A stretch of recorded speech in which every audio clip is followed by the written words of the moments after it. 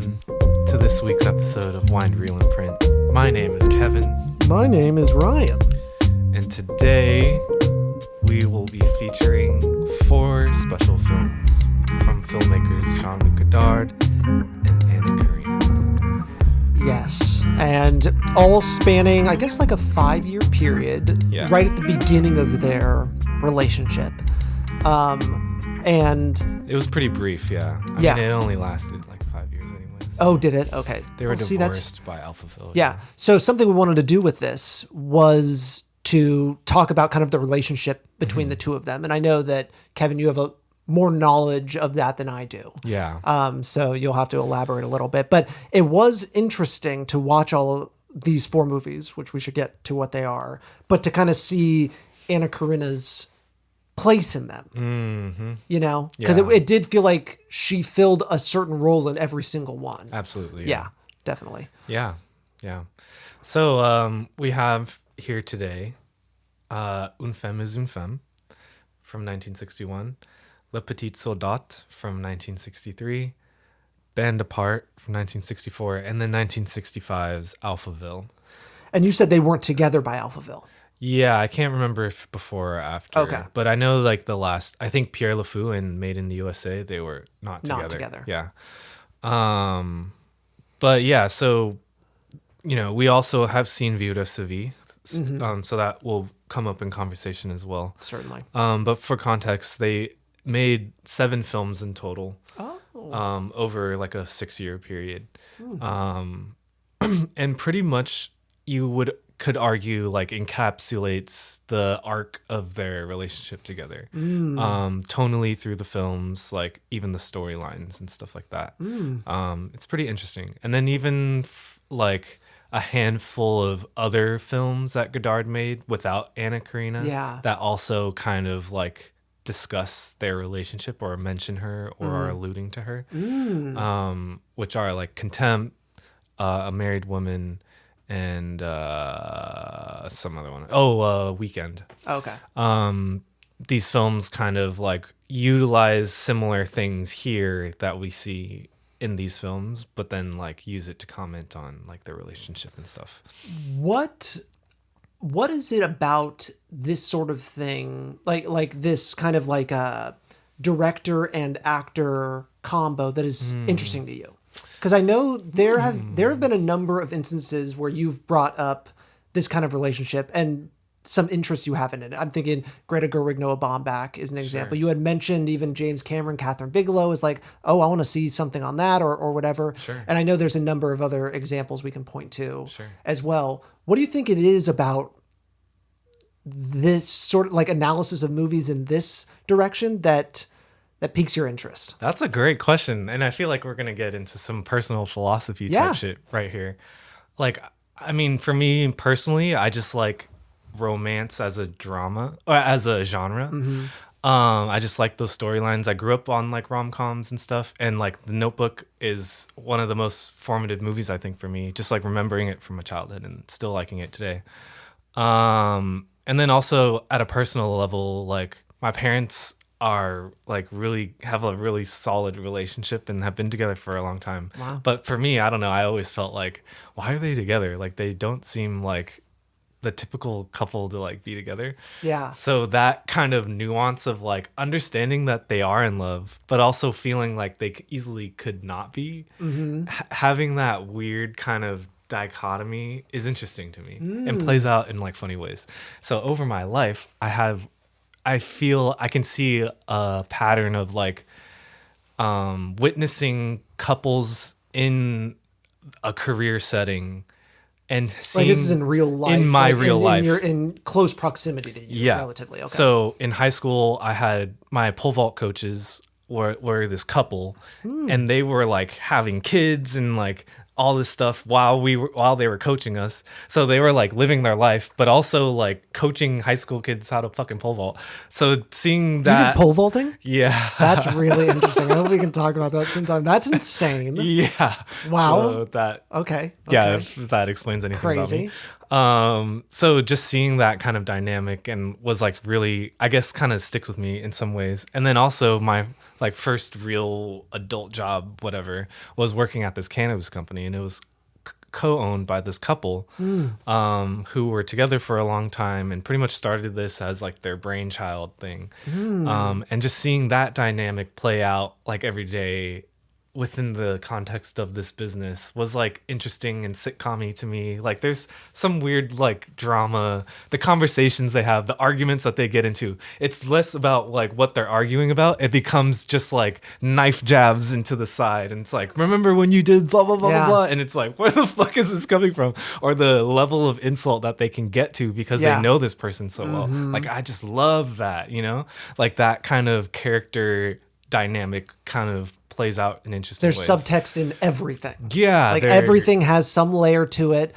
And it sounds like the other thing that I've kind of realized a little bit about you, Kevin, and we talked about this in the Priscilla and Pink Flamingos discussion, but about like, is there depth to this thing? Can I think deeper about that? Is there the subtext in here that matters? Yeah. I think this adds that extra layer of subtext on the films that probably makes it more interesting. That's just an observation that I have, because I feel the same way, but it's just interesting how these have kind of played out for you and how we ended up here to have this discussion. Yeah. I mean, that makes a lot of sense. Just like, and I agree with that statement. Like the more layers you can put into the film, the more interesting I think it ends up being, right? Because you're pulling from all these different sources and stuff. And now it's saying something new. It's more than a movie. Yeah. That you couldn't have said before, right? Yes. Yeah. Oh yeah. It couldn't even, these movies would be very different if they did not have these two people in them. Right. These two real life humans that had a connection. Right. Yeah. So I always find that super interesting. And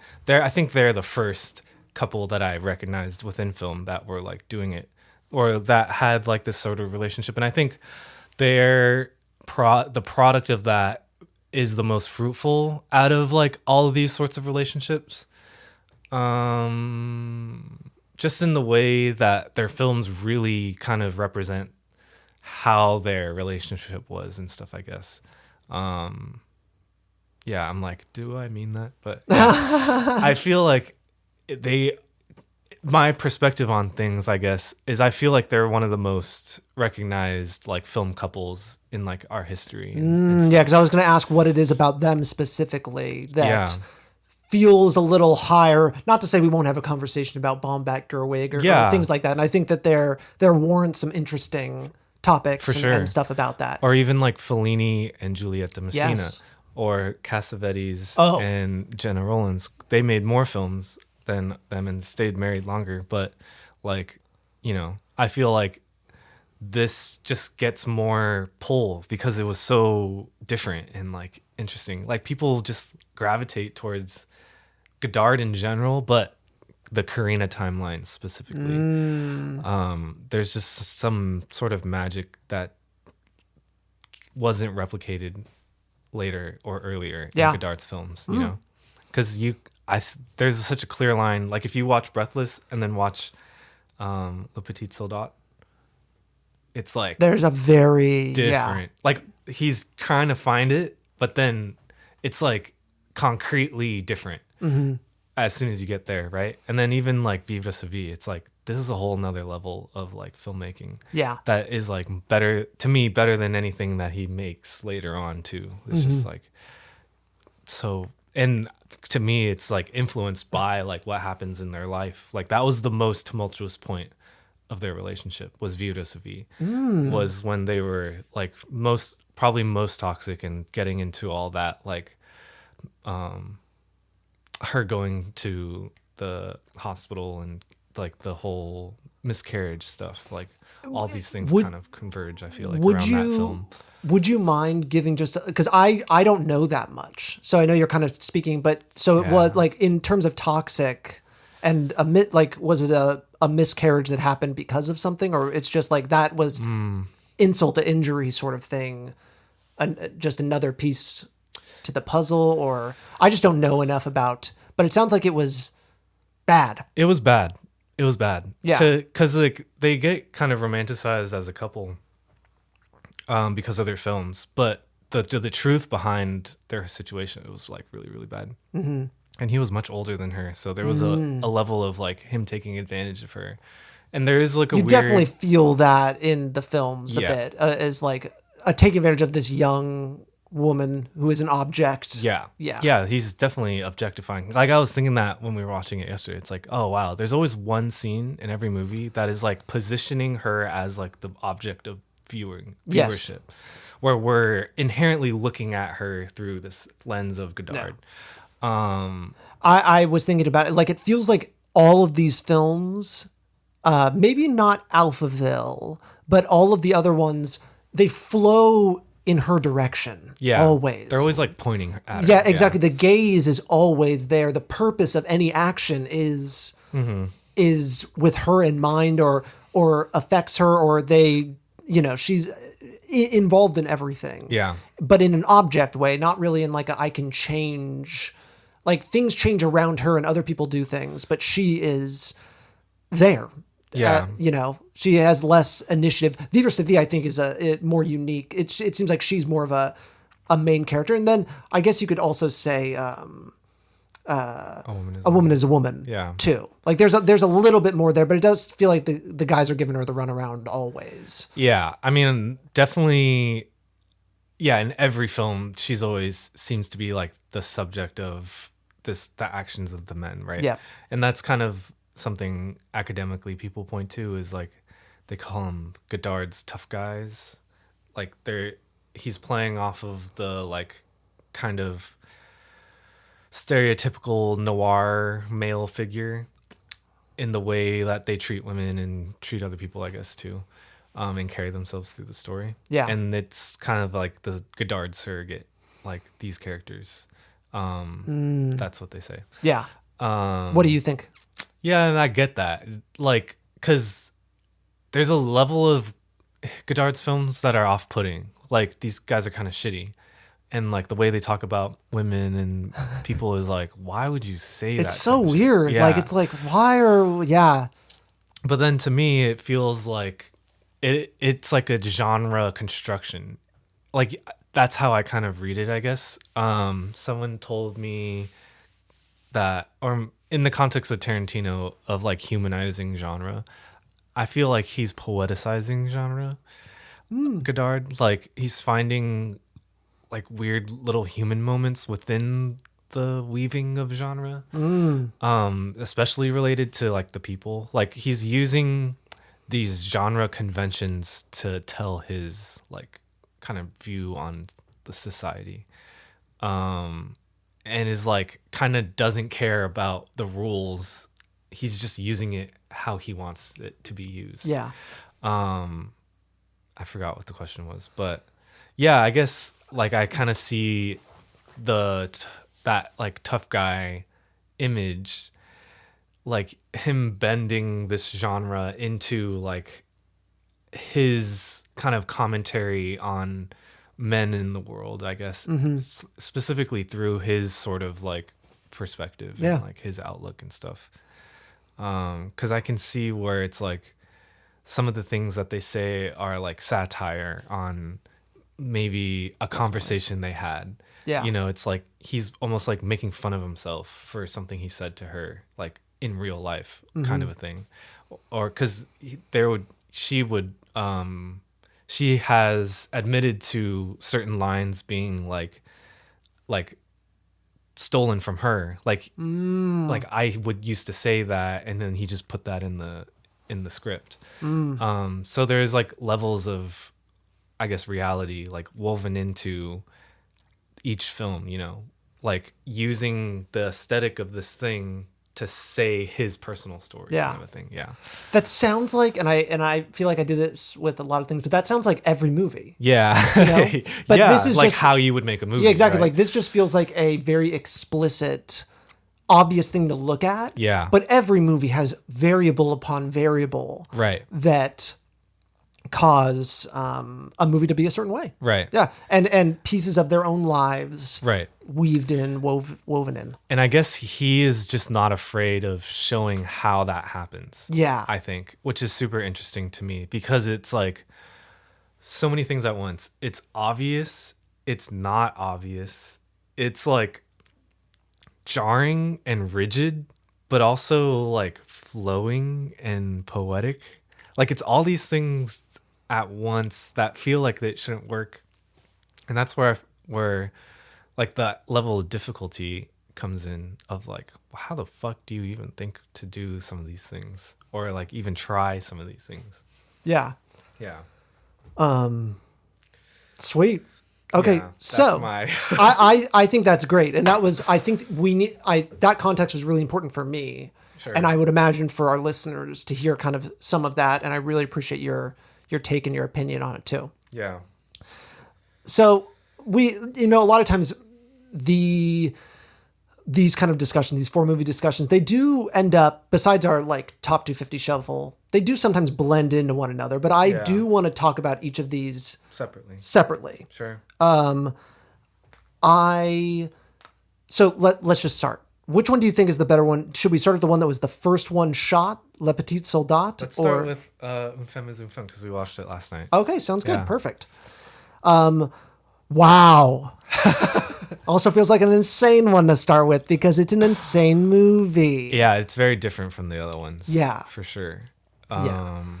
Yeah, And I wanted to take one more step back and just give more, like, I think that these films are also good enough and interesting enough to stand on their own outside of the Karina Godard connection. That's another reason I want to talk about them a little more fully too. As films. Yeah, exactly. Yeah. Like this isn't necessarily just a thing. Like these are really great movies. Yeah. And that adds, I think it will add another level to the discussion. Sure. But I think these movies warrant more talk. And that maybe adds to the legacy, why the legacy of them is so grand. Yeah. It's because not only were they making a lot of movies, but they were fucking amazing Yeah. movies. Because if these were bad movies, it would be like, that's one thing, what a yeah. mistake. Yeah, wow. Yeah. But the fact that they were like all bangers year after year after year after year is like, wow. And genre defining and defying. Yeah. But like at that French New Wave, Godard and French New Wave are so tied together for sure, and that this is squarely right as all of this is happening. I think when people think of New Wave, they think of like this kind of stuff. Exactly. So another reason why these films stand even larger than life and larger than their lives. For sure. It's an amazing feat. Sure. So A Woman is a Woman, a musical romantic comedy. I was not expecting that when we started watching it. Oh yeah. Yeah. That's why I was like, I wish I had put this on the list. Because it's so different from what he usually does. And I should say, we were planning to watch... What was the one we were planning to watch? Oh, we were planning to watch Pierre Le Fou. But what a nightmare to find online, folks. Yeah. It is an absolute nightmare. You cannot find it anywhere. And then you can't find the right subtitles when you find it somewhere. Curses. Yes. And so what a world we live in. But that ended up us choosing this one instead. And it's great. It's a good one. It's great. I'm glad we were able to watch it because... it's just so openly different from the rest of his stuff, and I think it's good to see like the range of what Godard is capable of. Yes. Where does it? So when we were watching it, Kevin was exploding with laughter. It was hilarious, and because I was just flabbergasted, bewildered, if you will, at what was happening in front of me, and this because Godard has this thing where he simultaneously doesn't care about form and everything, but also is very aware and uses it to his advantage. Like I almost have never seen more out of focus shots. I mean, some Cassavetes things can end up that way, like just that kind of style of shooting where it's just like, we're just going to get in here and we're going to, going to let the actors play and then we'll kind of come in and figure it out. Yeah. And so there's so many things where it's like, why are we doing this? Even like the comedy that's happening in frame feels like it's not framed right and it happens awkwardly, but then it feels like it's the point. And when he does a film like this, it's like, it's another, we talked about this in the previous discussion, but when a painter can paint classical but chooses to go abstract, it says something. Sure. And Alphaville alone, I think, is proof, and Vivre, because Vivre, I have no complaints about it from a technique point, yeah. or filmic perspective. Yeah. And Alphaville too is like that shows such a command of restraint. Yes, exactly. I was just blown away by how in focus the shots were at times. But it's an insane thing to talk about, but it always is just kind of eye-opening, especially in that time. Yeah. And Bande Apart just feels so loose. It feels just like very unhinged Sure. in some cases. Sure. What was the question again? I don't know if there really was. I was just making note of kind of the what kind of film this is and in terms of the form. But I don't know. What are your thoughts on it? Maybe that's a better place to create the question. Yeah.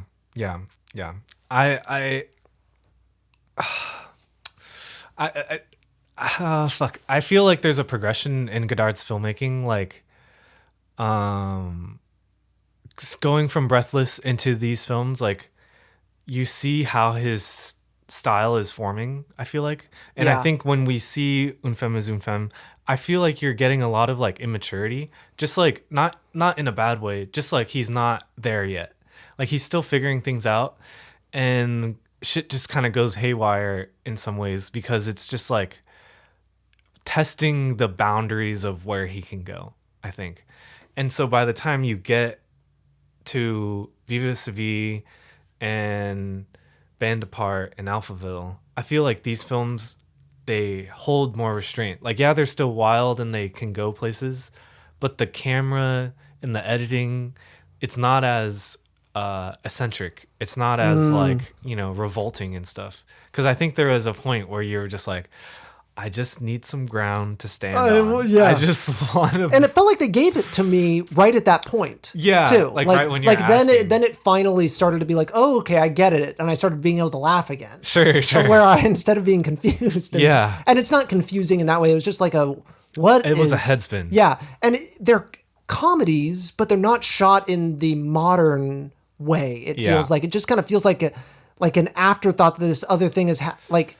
A lot of times framing of certain shots, this sounds so basic but to say, but like it says a lot when you frame a certain way and you've got something in the exact spot and that's how you kind of know it's a punchline, where sometimes it just feels like this is happening like so off to the side or so nonchalantly that is it a joke? And did he really intend for the camera to pan just enough to show it, or was that an accident? Yeah. And is it an accident? It's not in the shot right now. And that like the couple that's making out always outside the building. Obviously that's a joke and it's a play on things, but it feels like an accident when it's in shot sometimes. Yeah. When they're kind of like up close, it was just like they so happened they just set them there, and it's just like, oh, they're in the shot or they're not, and it's just kind of, it's weird. It's never acknowledged obviously either, but that was just some interesting thing about the comedy. I just like the madness of it, and I think I think when you look at Godard's, because he'll make black and white movies and then he'll make color film movies. And I think there's a tonal difference between each of these films. Obviously, we watched like 3 black and white ones in Vivre is also black and white. But if we're able to at some point, Pierre Le Fou and Made in the USA, I feel like are very different from a tonal standpoint, just purely from the color. It just like adds another dimension, I think, because I think when we see Une Femme is Une Femme, one aspect of it that is kind of different from the black and white stuff is the way he implements color. It's always like solid basic colors on the costumes, like red, blues, and yellows. There's something about these color choices that he's using as a way to like pull our eye and stuff like that. So and I feel like that adds to the comedy. It's like another aesthetic thing that he can kind of play with. And I think the humor of it for me is in the form, is like the way he's playing with like the editing and the shot framings and all these things. Like I feel like that is the comedy of it for me, is like how he's kind of fucking with us and inviting madness through the construction of it. Because that movie like took me off. Like I remember watching it and I obviously rated it high, but I just don't remember it being that crazy, like being that crazy. The quick jump montages and stuff. Yeah. The bursts into like musical kind of whatever. Yeah, whatever. Because like- they're not even musical numbers. It's just like music, Yeah. and things to the music sometimes. But Yeah. it feels kind of crazy to call it like a musical romantic. But I guess it has more musicalness than his other Right. films. Yeah, the way he uses music and then the kind of DJ-esque like Yeah. kind of I'm gonna play it here but stop it here Yeah. and then put it back in. Yeah, it's just like, what are you doing to my senses? Yeah, exactly. It was like assault. I felt like a lot of the times. Totally. Yeah, it was just a great time. Like, yeah, his humor really comes through, and maybe I just have a similar taste in humor because that shit was like hilarious. Yeah. Yeah. It is funny. Let's move on to another Sure. film. Yeah. What one feels right to talk about next? Yeah, let's do Le Petit Soldat. Okay. Yeah. Very different Yeah. vibe for this one, and just very different than a lot of the Godards that I've seen. Yeah. More of a political thriller, I guess Right. you could say, in his sort of style. Yeah, so that's how he actually got Karina to work on this. Was like originally he wanted to cast her in Breathless, like in this nude role, and he had seen her in a soap commercial where there was like implied nudity. She was like in a bikini, but they just like cut off her, chest area or whatever. Yeah. So she was like, I don't do nude roles, blah, blah, blah. And he's like, okay. So I'm going to cast you in my next film. It's a political film. And obviously it was just like a construction for him to like work with her, I feel like. Because, Nightmare. yeah, the reason, and also for more context, the reason why it gets delayed release is because of the depiction of the Algerian kind of conflict. Yeah. And that's why it gets censored by like French media or whatever. An interesting place for the film to go. Yeah. And I'm trying to remember, does that film deal with that question too? Maybe not. It's That is obviously a political thriller, but I kind of thought maybe they dealt with the Algerian question, but I think was it's more Greece. just peace and... it was like a Greek politician murdered. In Z? Yeah. Oh, really? I thought it was French. Assassination of democratic Greek politician. Oh, but it was in Lambrakis. French.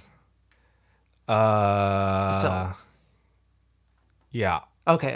It was actually a French and Algerian co-production. Oh, interesting. So, yeah. Oh, thank God. I was like, there's You're no way I right. was listening to Greek that whole time. It was definitely French. Yeah, no, it was But French. it was based on Greece. I see. The director's like a French Greek guy. I see.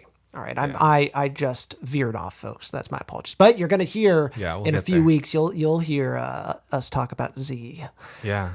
But yeah, so very interesting and an interesting look on all sides of the political spectrum and what revolutionary acts require and the kind of like tit for tat that happens in politics, and especially in countries where, well, it's probably in every country, but where shit is really on the line and they're fighting for like actual serious things, and you're and when death is on the table and to be killed, it feels like there's less political assassinations in a place like America, and there have been so many in Europe and things like that it just feels very dangerous. Sure. And especially when it comes to like the revolutionary actions because it ends up being like a far left group that is torturing our lead character. He himself is working with a right-wing group. And I didn't pick up on any story elements on this film. oh, really? Yeah, I didn't process it in that way whatsoever. Oh, interesting. Yeah. Cause I think it's I'm just like, I because have no idea what you're talking about. those are the things I picked, because she's reading Mao Zedong, like the woman that is a part of the torturers. She's sitting there because her husband died from torture. And then she's sitting there reading Mao Zedong and about communism and things like that. Yeah. But yeah, you don't like it does kind of like paint it a little differently when you know like he's a far right kind of activist guy, but it's still that's not really played into it. Like at least what his political beliefs are. Sure. Like either side could commit either of these things, and they do. Like because the maybe we don't see it on screen, but the torture is happening on the other side of the political spectrum too. So it was an interesting like the lines are blurred and they're just doing what needs to be done, especially in response to the other person. Sure. I have nothing to say. Nothing to say? No, yeah. I mean, it's so weird. I guess I don't really think of plot when I watch his movies. Like, I'm never really clocking that, I guess. Yeah. Yeah. Because I know he gets tortured, but I don't. So what are you? This is not. I don't mean to say it in a way. No, like, it's all good. No, but what like when you're watching it, are you just kind of taking like the poetry of it? Yeah. Yeah. Just like the style and then like the little moments, like her acting and then the camera and stuff and then editing. And then just like, yeah, the poetry, I guess, like the construction of it. Like I'm not really, yeah, it's so weird. Do you think Godard is in your camp of like wanting his films to be understood in that way? What do you mean? Like, I guess like, do you think Godard makes a film like with kind of the intent to be kind of it taken like poetry? Yeah. Yeah. I think so. Yeah. I feel like he's not meant to be understood in a like narrative sense. In a literal like not that you can and shouldn't, but yeah. To me I feel like what's forefronted in his films are like the style of it and then the experience of it, like the emotions, you know, I feel like. And I think whenever I watch his films and whenever I remember the films, I don't ever like recall story all too much. It's always just like little moments, like specific scenes or like an expression on someone's face or something like that. Yeah. Because like Band of Outsiders, I could not tell you what that fucking movie's about, but I just remember them running through the Louvre or like the dancing in the bar, the like 1 minute silence thing that they do, like this little gag thing, like these little dancing with the fingers, you know, like all these things I can recall. Yeah. But I have no idea what the movie's about. I know it's like a love triangle, but that's probably the extent of like how I can explain that, you know? Yeah. And even like looking at Vivre, there is no plot in that. You know, it's just kind of her going through her daily kind of stuff. And it's just like these literal episodes of her life kind of a thing. Yeah. But I think that has more concern for the plot. Yeah, for sure. Because there is like a beginning and end. About it. Yeah, and she goes through change. Yeah. I think more so than these other ones for sure. Yeah. But yeah, I just think that it's not like the biggest part of his films, I guess. Yeah. Yeah. And I think that's how I watch movies in general. Is like I'm not ever thinking about like what's happening, but like the construction of it and then the way that makes me feel. Yeah. Yeah. You got a new way to watch movies, folks. Or maybe you're already watching movies that way. And I think I do too. And it like, especially watching his films, I try to just take it at like what's kind of just hitting me straight on. Because that's all you can take from it, I feel like. Yeah. In a lot of, because especially a lot of it is very simple. Especially Bande is very simple. I think that's probably let's head over to Bande. Yeah, let's stroll over. Let's stroll on over to the next part of the exhibit.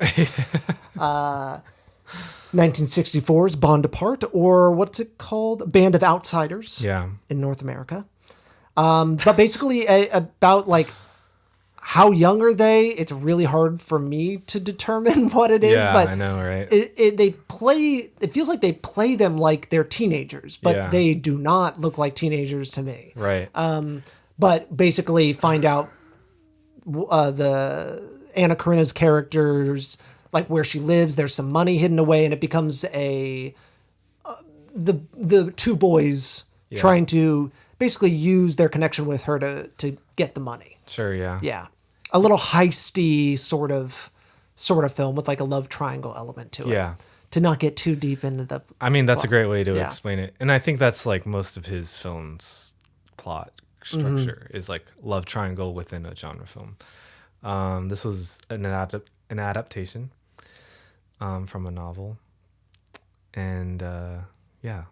An adaptation that's a very interesting it could either be the shortest novel of all time or the longest, and Godard just decided to throw out so much because there really isn't that much that happens. Like there's just a few. It's a very simple story. And I think that this is a great place for me to also say about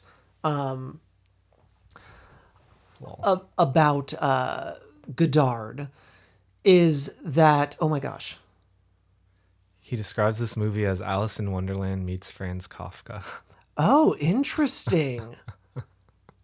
Huh. Yeah. There's also something I was going to say about Godard, but I completely lost it. It's gone out of my brain, but Come on. This ends up being, this is the worst part about podcasting is when you reach this and you're like, oh, should I give it another second? I could probably find it if I give it another second, but then I end up now spending time. I'm filling space, but it's gone.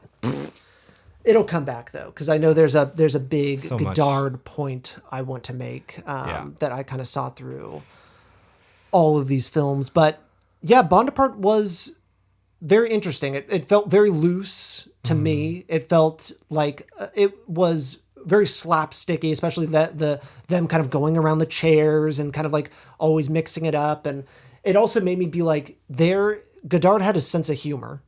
And maybe it's not my sense of humor, and maybe I don't even get all the jokes, but you definitely know like everything. There's a joke in almost every scene and every single interaction. Like it is a full-fledged comedy. It's like Chaplin, yeah. Yeah. Oh, absolutely. Yeah, they're definitely playing it up like that. Yeah. I mean, I guess no one slid down the ladder, and it didn't get that silly, but in his brand of Godard, yeah. It feels but then and then like slapstick, yeah. And then in Godard fashion, someone just gets shot. Yeah. And then takes forever to die. Yeah, exactly. Yeah.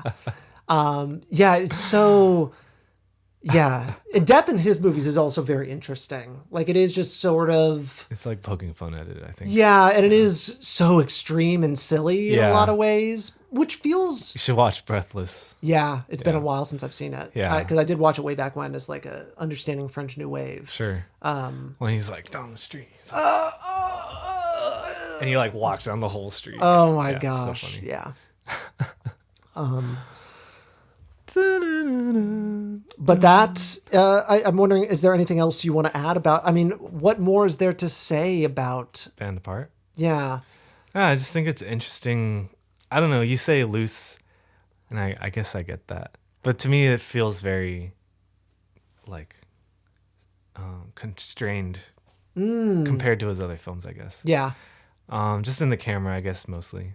But I guess like the mood, like I can see where it's because I think Vivre feels controlled. Yeah. It feels like he knows exactly what he's doing. Yeah. And I don't know. Yeah, I guess Bande Apart, I'm just like, why is this framed badly in my, or like at least not tightly? Like there's just so much room in some area. Like it just felt like all right, I'm just going to set the camera down and start rolling. Yeah. To me sometimes, but. I mean, I think there's a degree of that. Totally. In his movies, yeah. But you also have to I don't know, I feel like this is a consideration of like his inspiration of neorealism.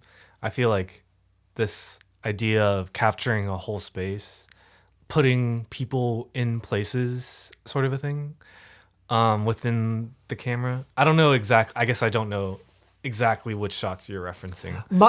Mine was like them playing around the and I guess that's another thing is like he doesn't really care about coverage, and maybe that was kind of the point that I'm also getting at. Yeah. Is it feels like his movies all lack coverage. Yeah, and that might just be I think that is a modern thing that we think about. I don't think they thought about coverage as much back then, or especially in the like kind of this new era of, I don't know, coverage is like a golden Hollywood thing. Yeah, true. So this is kind of like eschewing that. Yeah.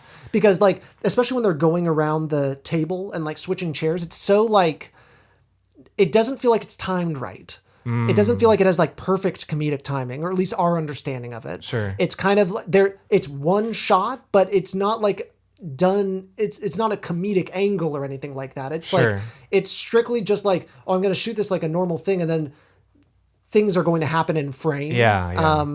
And so that's a thing I kind of noticed about. I think Alphaville is a different one. I feel like that had a lot of coverage and a lot of like more classic filmmaking style, in my opinion. Sure.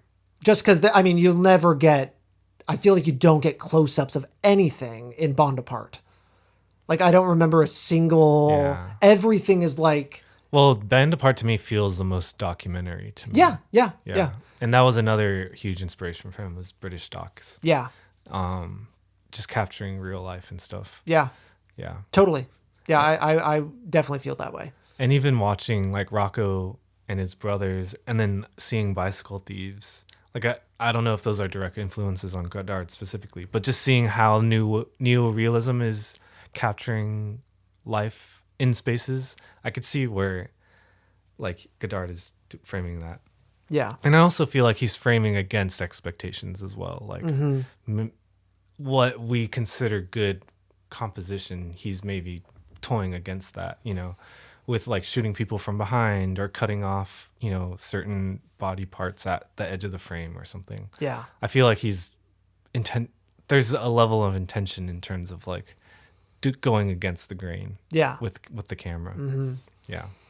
Yeah, and I see how I could say it's sloppy. Right. But I do genuinely believe like he knows what he's doing. Like I certainly don't want to.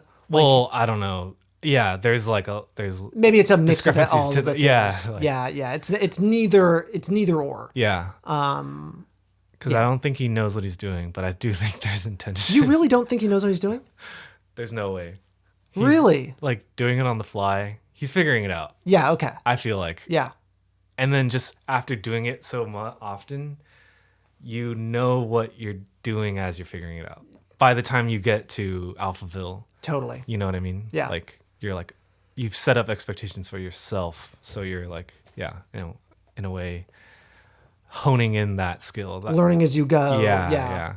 Yeah. That's where I feel like Vivre is like so like head and shoulders above. It's insane that his it came out when first it did. couples. Yeah. Yeah. Is because it's so much more restrained than all this other stuff. Yeah. It's crazy. I agree. Let's jump over to Alphaville Yeah, let's get there. to follow. So this is a very different science fiction neo-noir. Yeah.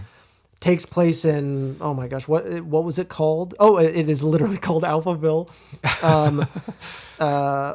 Just shot in Paris, but it's meant to be the future. It's meant to be this futuristic city. Basically, the way we would come to understand it now is run by an AI.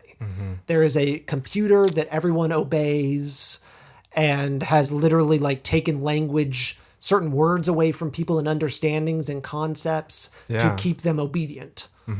And that's where we follow a very classic detective type character coming to this galaxy, driving his Ford Galaxy, as it's called.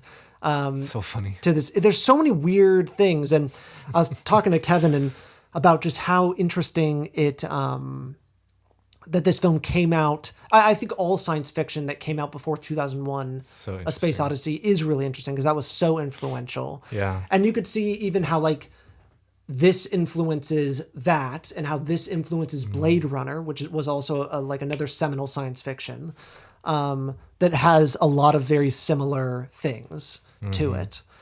Technocratic dictatorship. Exactly. Yes.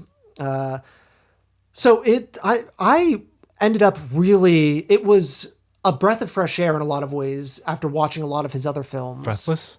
Just kidding.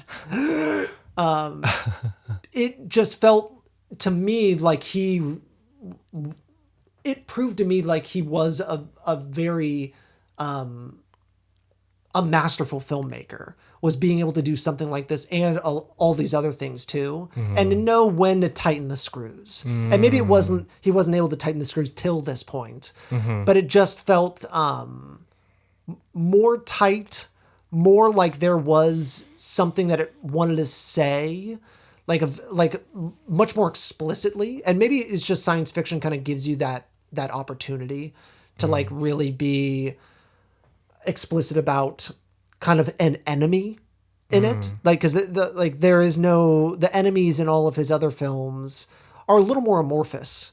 Sure. And they're kind of like, it's just kind of like, I need to get out of this situation or whatever. I got to change my circumstances or whatever. This is just seemed more explicit. You get that in here.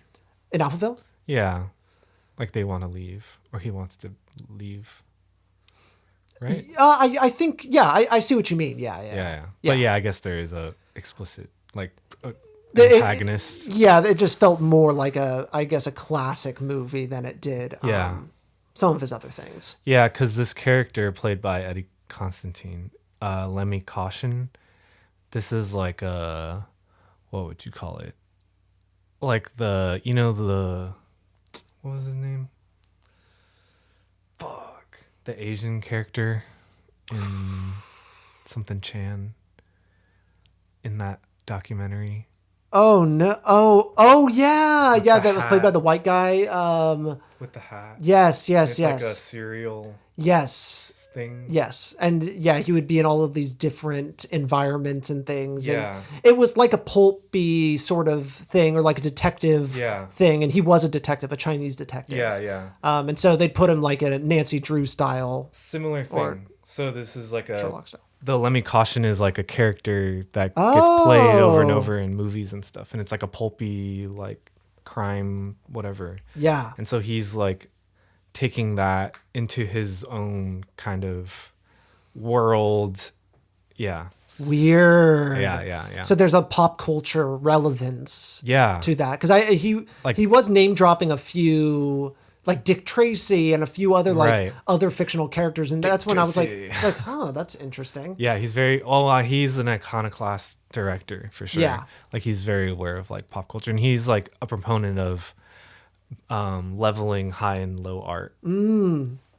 Like showing cartoon in Made in the USA, he'll show like cartoon comic book strips with like sculptures and stuff like that, just like kind of juxtaposing different styles of art, pretty like heavy-handedly and stuff. This movie I always go back to, like the way he frames contemporary society as like futuristic. I think is super interesting. Like I guess like the way Interstellar does it, or like the way Dune kind of does it too. Like I wish more filmmakers utilize cities as like futuristic instead of like creating their own shit. I don't know. I feel like there's avenues to like accentuate what already exists within the world of sci-fi, like kind of with the future man evolution thing. Like how does society evolve off of our own society today kind of thing. And I liked the way Alphaville like frames that. Just captures the city in an interesting way. Especially with the black and white. It was really cool. I liked that noir. I liked how the computer was represented. The voice was insane. Right. Like what an interesting choice to do that. Very expressionist. Yeah. Very gross in a lot of ways. It felt like he was chewing. Like it was just very like lip slappy. It was very weird. Yeah. It also had a very David Lynchian quality and just kind of like this kind of like grimy electrical sort of thing going on. That I really liked. It reminded me of Eraserhead. Definitely had an Eraserhead vibe to it. Nice. You know what's funny? Totally an aside and completely unrelated. Go. I heard that Stanley Kubrick really liked Eraserhead. Called David Lynch for a meeting because he wanted to talk to him. And David Lynch was like, nah, because he was intimidated and scared of him. Whoa. Another good, to just show Eraserhead and David Lynch, someone else that really liked Eraserhead was Mel Brooks. Wow. And Mel Brooks liked it so much that he recommended David Lynch to direct The Elephant Man. Wow. Which he ended up directing. I had heard that. Yeah. And then that ended up leading him to direct Dune, because that was kind of him joining up to the studio system. Or Elephant Man was, and then because it was also like an Oscar picture and things like that. I watched that in high school. And then Dune was like the falling out, and then we start to get like classic David Lynch like after that. He just goes back. Then to his he's thing, just freak. the one that exactly, the freak we know and love. Yeah. But yeah, no, that's funny. Yeah, I love Lynch. I'm a big Lynchian. Yeah, I think he's awesome. All right. Yeah. So we have all the four. Yeah.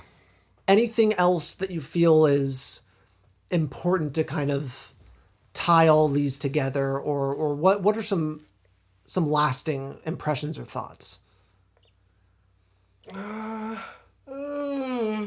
Oh, so unprofessional. I'm just kidding. I'm definitely not professional. Respect. I don't know. I feel like I just, every time I watch these movies, I feel like I get more enamored with this like kind of filmmaking style, and then Anna Karina's performance, like outside of their relationship, like she's such a magical actor. I don't know how to really describe it, but there is just something really interesting that either Godard is pulling out of her or she just kind of naturally has, or whatever. Yeah, it's interesting. Like I feel the same way too. Like something I was thinking about was like, I feel like I'm in love with Anna Karina, and I think it has a lot to do with like the gaze that all of these movies place on her. Like I don't know her well enough, but there's that electricity and that constant energy flowing towards her always. It's almost like his admiration for her is like transferred through the form of the film into your own kind of like, because his perspective is so forced into the thing. Yeah, you're kind of like what's the word, like projecting yourself into this kind of film, you know. And I guess I always get that reaction too. It's pretty magical. Yeah, and we didn't really talk about each of Anna Karina's roles in all of these, but they all kind of fill the same role basically. Yeah.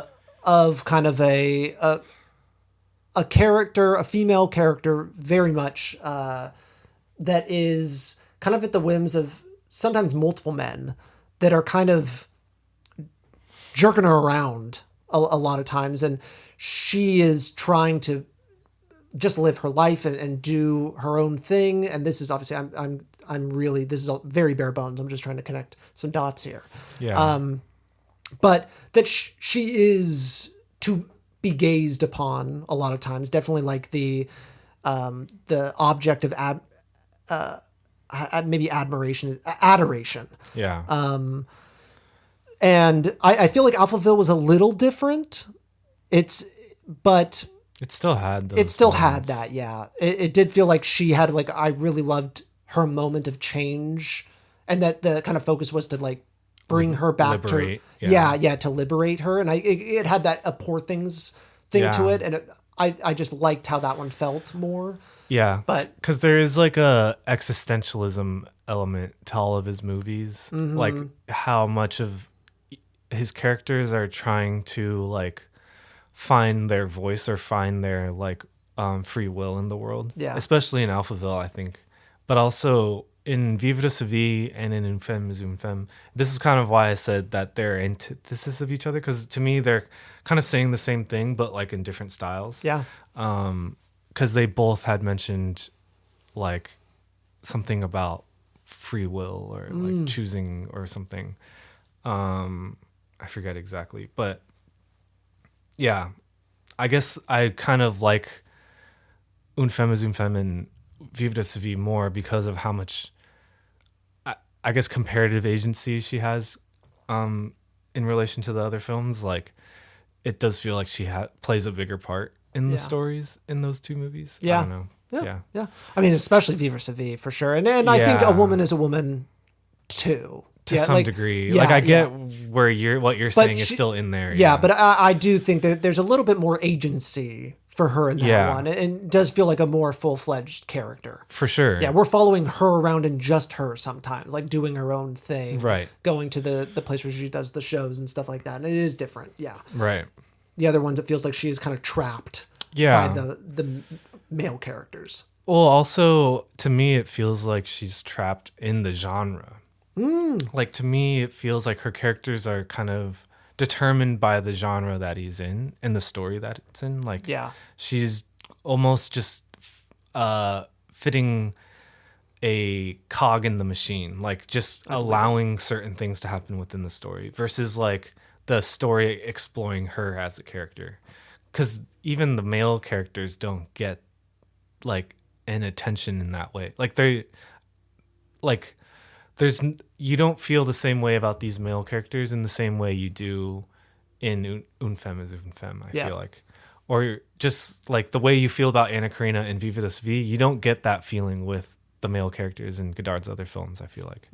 You know, just his perspective on them. Because, even in Une Femme is Une Femme, I was surprised by how much attention he offers the men in that film. Yeah. Like having the montage of the partner like in the house and stuff. Like I was kind of surprised by that. Like normally he wouldn't do that, I feel like. Yeah. Yeah. Very cool. Yeah. Love it. Fun. Very fun. And what's your like takeaway from Godard and stuff? Because I know you don't really watch. This was like I've now seen 6 Godard movies, 4 of them being from this list. So this is, I'm still kind of coming to my understanding, because even like I watched Alphaville this morning before we were recording. Sure. So it all is very fresh. Yeah. But I see a director who both cares and doesn't care about form. Yeah. That can exist in that space, that plays in all the genres. And I wasn't expecting that. I was kind of I had seen Breathless, that was all, and then Vivre, and I was like, okay, those feel still like I kind of get the message here. And then some of the other, like, especially when it came to Une Femme is Une Femme, it's like, oh my God, like, this is like a musical comedy. Like, what is going on? And I didn't realize just like how he did comedy. Yeah. And Bande Part 2. That, I don't know. I think there's more for me to chew on it, but it's nice to know that it's worth chewing and that there's a lot to it, and that even this is kind of just the Anna-Karina chapter of the Godard story. So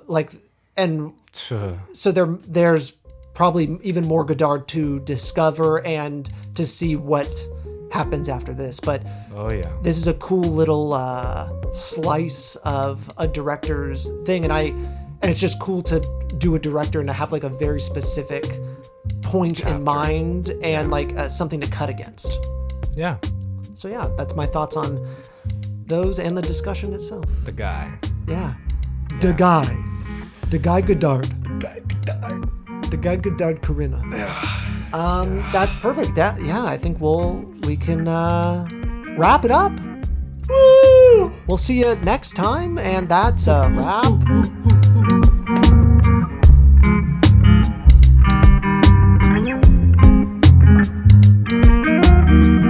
Wind Reel in Print is a podcast by Salad Brain Productions. You can find us on Instagram at Wind Reel in Print Pod. You can also find us wherever you get your podcasts. And please, if you like the show, leave a rating and review. We'll see you next time.